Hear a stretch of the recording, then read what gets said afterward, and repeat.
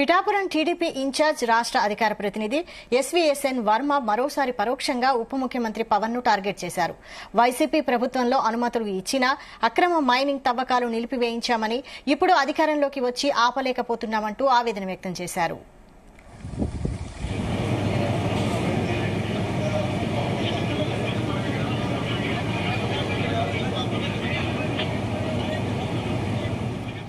కాకినాడ జిల్లా పిఠాపురం నియోజకవర్గం గొల్లప్రోలు మండలం కొడవలి గ్రామంలో కొండలపై బౌద్ధారామాలు, బౌద్ధ స్తూపాలు ఉన్నాయి.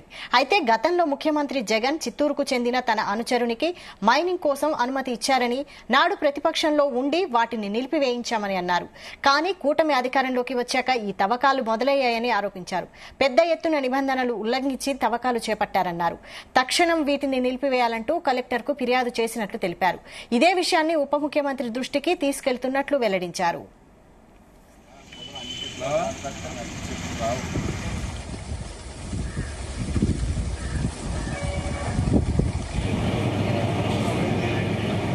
ఏంటంటే ఇక్కడ ఏదైతే కొండ మీద 50 సంవత్సరాల నుంచి రైతులు మరి జీడి మామిడి చెట్లు వేసుకుని పండించుకుని జీవనోధారం ఉంది. ఇటువంటి అక్రమ మైనింగ్ పర్మిషన్ ఆపాలని చెప్పి తెలుగుదేశం పార్టీ 7-8 నెలలు అక్కడ పోరాటం జరిగింది అపోజిషన్ లో ఉన్నప్పుడు.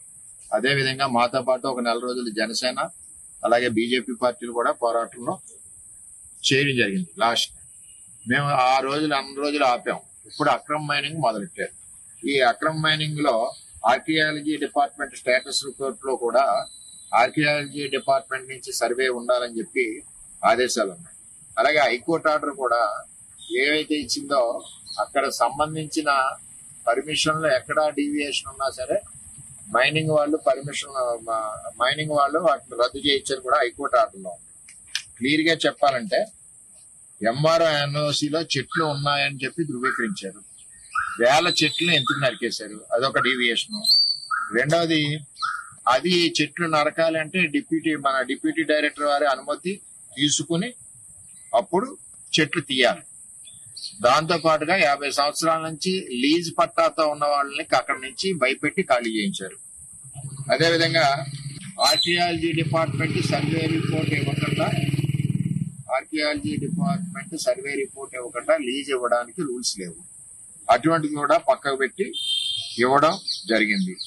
తర్వాత ఏపీ పొల్యూషన్ కంట్రోల్ బోర్డు ఏమని చెప్పిందంటే ఇక్కడ ఏ విధమైన మిషనరీ గానీ ఉపయోగించకూడదు, మాన్యువల్ గా తవ్వాలి అని చెప్పి ఏపీ పొల్యూషన్ బోర్డు చెప్పింది.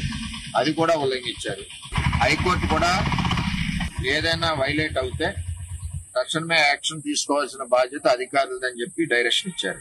నుంచి గోపి, మనోజ్, కాసులమ్మ వీళ్ళందరికీ ముఖ్యమంత్రి సహాయ అక్కడ పెడదాం. అన్ని చెట్లు రావు.